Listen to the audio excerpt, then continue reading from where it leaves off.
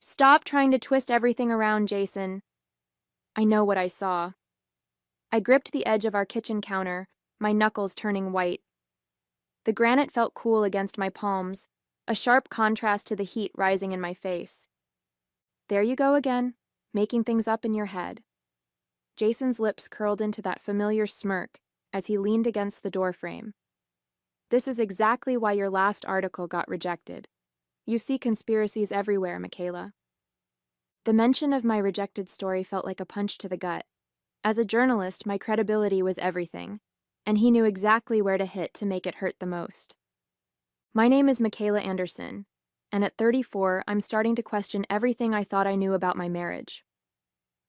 5 years ago, I was a rising star at the Houston Chronicle, known for my sharp instincts and attention to detail.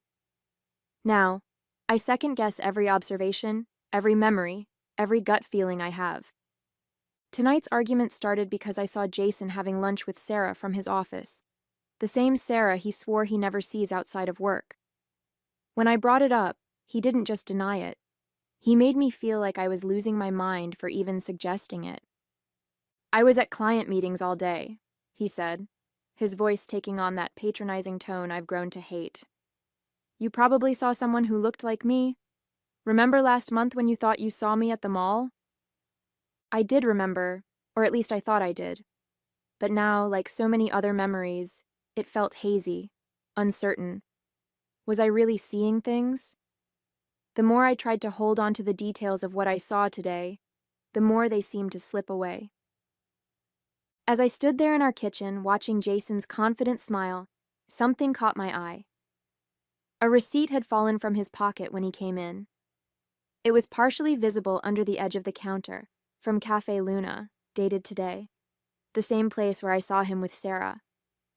My heart started racing, but I forced myself to stay calm.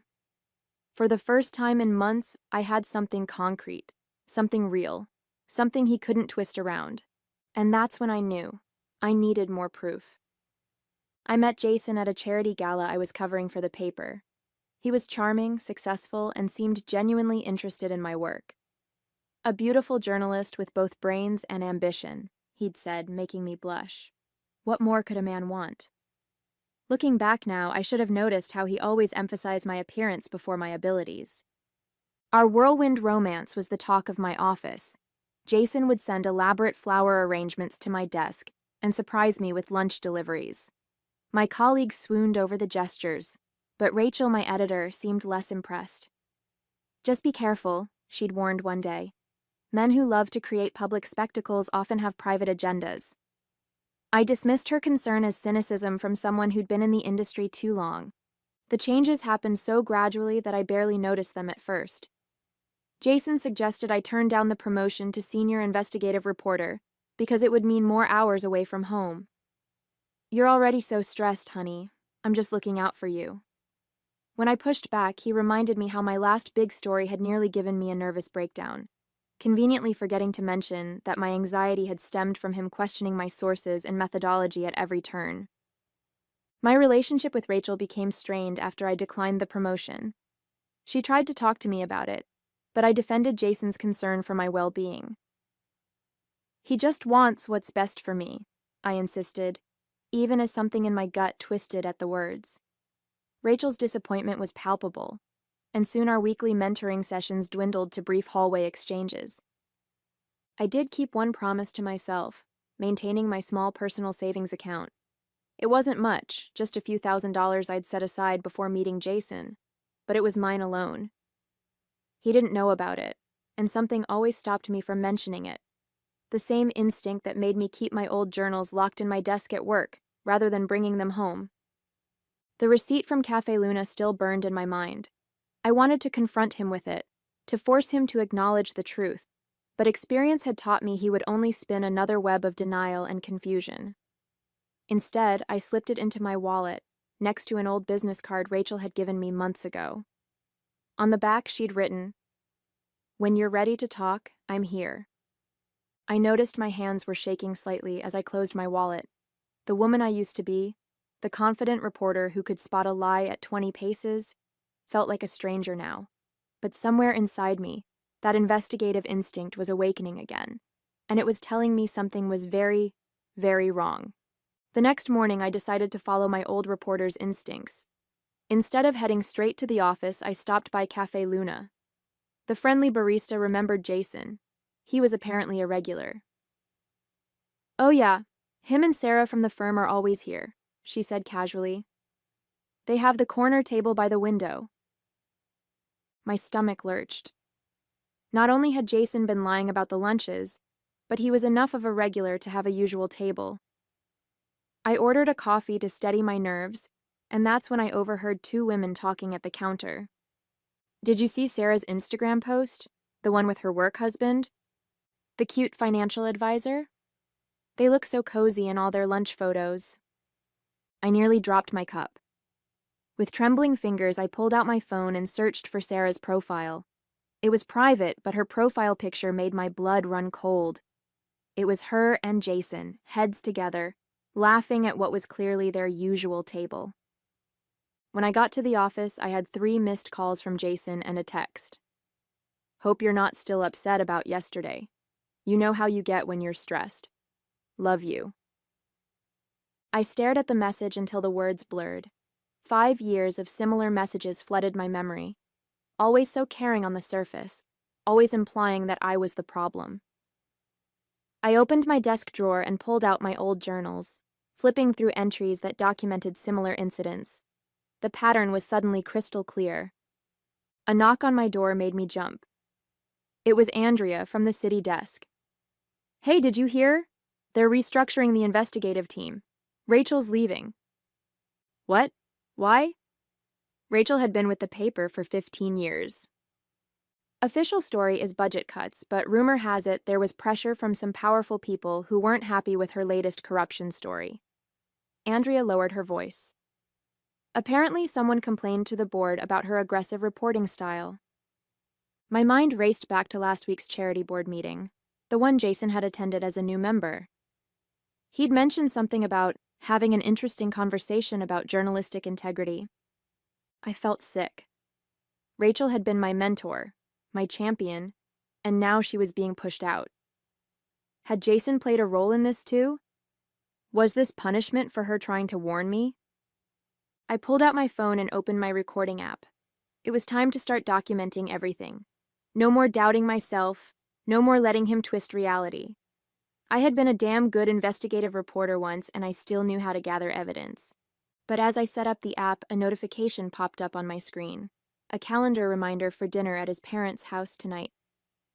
I had to play this carefully. If Jason suspected anything, he would find a way to make me doubt everything all over again. Dinner at the Winters' house was always an exercise in keeping up appearances. Jason's mother, Clara, fussed over him while his father, Robert, dominated conversations with lengthy monologues about his law practice. Tonight, though, something felt different. There was tension in the air, unspoken words hanging heavy between bites of Clara's pot roast. "So, Michaela," Clara began, setting down her wine glass. "Jason tells me you've been struggling at work lately. Having trouble with your stories?" I caught Jason's slight smirk behind his napkin. "Actually, I'm doing quite well," I replied, keeping my voice steady. "In fact, I'm working on a piece about deceptive business practices." I saw Jason's smirk falter. "Oh? What kind of practices?" Robert suddenly seemed interested, leaning forward. "Financial manipulation, hidden relationships, conflicts of interest." I took a sip of water, watching Jason's knuckles whiten around his fork. It's amazing what people think they can hide. Clara jumped in quickly. "Jason's been doing so well at the firm. Did he tell you about his promotion?" "Promotion?" This was the first I'd heard of it. "No, he hasn't mentioned it." "It's not final yet, Mom," Jason cut in sharply. "I was waiting for the right time to share the news. The position opened up after Sarah's husband took that job in Denver," Clara continued, oblivious to Jason's discomfort. "Such a shame she had to resign. You two worked so well together." The room spun slightly. Sarah was married and leaving. I managed to keep my expression neutral as I processed this information. Later that night, as we drove home, Jason was unusually quiet. I broke the silence. When were you going to tell me about Sarah leaving? Don't start, Michaela. It just happened today. Like the lunch at Cafe Luna just happened? The words slipped out before I could stop them. Jason's grip tightened on the steering wheel. I told you you're imagining things. This is exactly why I don't share work news with you anymore. You always twist everything into some crazy conspiracy. I saw the receipt, Jason. He laughed, but there was no humor in it. What receipt? Are you going through my pockets now? This is getting pathetic. Stop gaslighting me.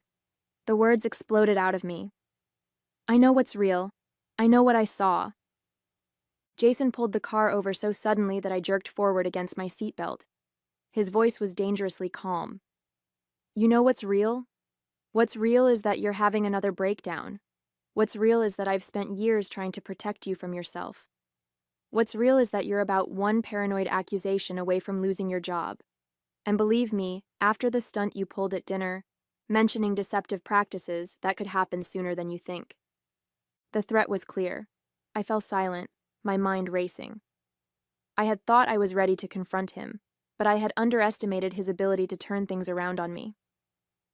As we pulled into our driveway, my phone buzzed. A text from Rachel. Got your message. Meeting approved sources at Crossroads Diner tomorrow, 7 a.m. Some things you need to know. A glimmer of hope. But as I deleted the message, I caught Jason watching me in the darkness, his eyes reflecting the dashboard lights like a predator's. The Crossroads Diner was nearly empty when I arrived, my recorder safely hidden in my purse. Rachel sat in a corner booth, 2 untouched coffees in front of her, but she wasn't alone. Sarah, Jason's colleague, sat beside her, looking nervous but determined. I'm leaving for Denver tomorrow, Sarah said without preamble as I slid into the booth. But there are things you need to know about Jason, about the firm, about what really happened to your stories. Rachel placed a USB drive on the table. Financial records, she explained. Sarah's been gathering evidence for months. Evidence of what? My mouth felt dry. Jason isn't just manipulating you. Sarah's voice was barely above a whisper. He's been manipulating company accounts, funneling money through shell corporations, and he's been using your reputation as a journalist to help cover it up. My hands trembled as Sarah explained how Jason had been systematically undermining my credibility for years. Every time I got close to a story that might expose financial irregularities at his firm, he would start his campaign of subtle gaslighting, making me doubt my instincts until I abandoned the lead. The board meeting about Rachel wasn't about journalistic integrity, Sarah continued. Jason convinced them that she was encouraging your delusional tendencies by assigning you investigative pieces. He showed them your therapy records. My what? The room seemed to tilt. He's had access to your private therapy sessions for the past 2 years, Rachel said gently. Dr. Martinez is his cousin. Those sessions? They weren't about helping you. They were about gathering ammunition. The coffee in front of me grew cold as they laid out the extent of Jason's deception. The therapy sessions I'd agreed to attend at his suggestion, where I'd poured out my doubts and fears, had been nothing but a source of information for him to use against me. Dr. Martinez had been feeding him everything, helping him perfect his manipulation. There's more, Sarah said, pulling out her phone. She showed me photos of documents, text messages, and emails. Jason's been positioning himself to take over the firm's executive position. He needed someone unstable in his life, someone he could point to as the reason he's been distracted whenever questions about the missing money came up. That's why he pursued you so aggressively, Rachel added. A journalist with a history of uncovering corporate fraud? Making you doubt yourself wasn't just about control, it was insurance. The realization hit me like a physical blow. Every romantic gesture, every seeming act of concern, every suggestion about my mental health, it had all been calculated. I wasn't just a wife being gaslighted. I was a liability being managed. Why are you showing me this now? I asked Sarah. Because he's getting sloppy. The amount of money involved is bigger than ever, and he's starting to make mistakes. When I confronted him, he threatened to destroy my career. Said no one would believe me over him, just like no one would believe you. I reached for my purse, fingers brushing against my recorder. 2 weeks of secret recordings suddenly felt insignificant compared to what I now knew, but combined with Sarah's evidence... I need copies of everything, I said, my journalist's instincts finally drowning out the voice of doubt Jason had planted in my head. And then we need to talk about how we're going to take him down. That evening, I carefully copied Sarah's evidence onto my own secured drive while Jason was at the gym. My hands shook as I examined the financial records, text messages, and emails that proved his deception. I had just finished when I heard his car pull into the driveway. You seem distracted, Jason said over dinner, studying my face. Everything okay at work? Just tired, I replied, forcing a smile. Actually, I've been thinking about what you said, about my mental health. Maybe we should invite your parents over this weekend? I'd like to talk to everyone about getting help. The hint of a satisfied smirk played at his lips. That's very mature of you, honey. I'll call them tonight. The next day, Rachel helped me prepare the final pieces of our plan. We organized the evidence, including my recordings, Sarah's documents, and statements from others who'd been threatened by Jason. Everything was ready for Saturday's dinner. But on Friday afternoon, my blood ran cold when I checked my email. There was a message from the newspaper's board of directors requesting an immediate meeting about my concerning behavior and mental fitness for journalism. Jason had somehow found out.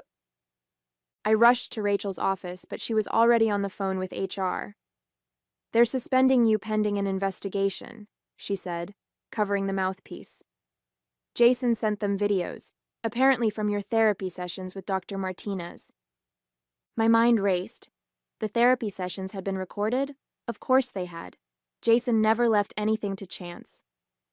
The board meeting is in an hour, Rachel continued. They're going to try to discredit you before you can expose anything. I felt the walls closing in. Everything we'd planned was falling apart. If I lost my credibility now, no one would believe the evidence, just as Jason had planned all along. That's when my phone buzzed with a text from an unknown number.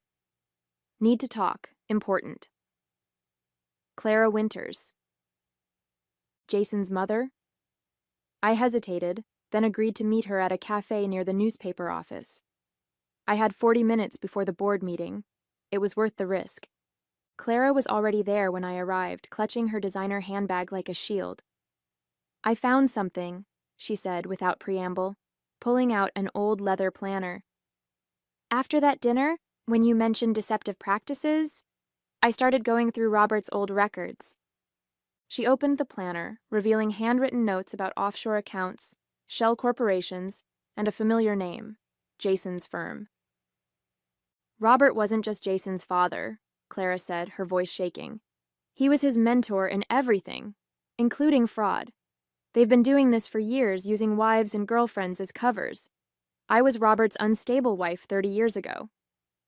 My recorder was already running in my pocket as Clara detailed decades of financial manipulation, gaslighting, and corporate fraud. This wasn't just about Jason anymore. It was about a generational pattern of abuse and corruption. I checked the time. 20 minutes until the board meeting. Clara, would you be willing to come with me? There are some people who need to hear this. She straightened her spine, a lifetime of fear and doubt falling away from her face. Yes. It's time someone believed us. I walked into the boardroom with Clara by my side, finding exactly what I expected. Jason standing at the front, playing clips from my therapy sessions on the projector. His father, Robert, sat among the board members looking smug. Their expressions of concern were so perfectly practiced, so convincingly sincere. Ah, Michaela, Jason said smoothly. We were just discussing your episodes. Yes, I can see that, I replied, plugging my USB drive into the laptop. But I think the board might be interested in some other episodes as well. The screen filled with financial records as I played Sarah's evidence. Then came my recordings of Jason's gaslighting, followed by Clara's devastating testimony about the generational pattern of fraud and psychological abuse. "Mother, what are you doing?" Jason's voice cracked, but Clara stood firm. "Exactly what you taught me to never do, telling the truth." Robert jumped to his feet, but the board chairman raised his hand. "Mr. Winters, sit down. Mrs. Anderson, please continue."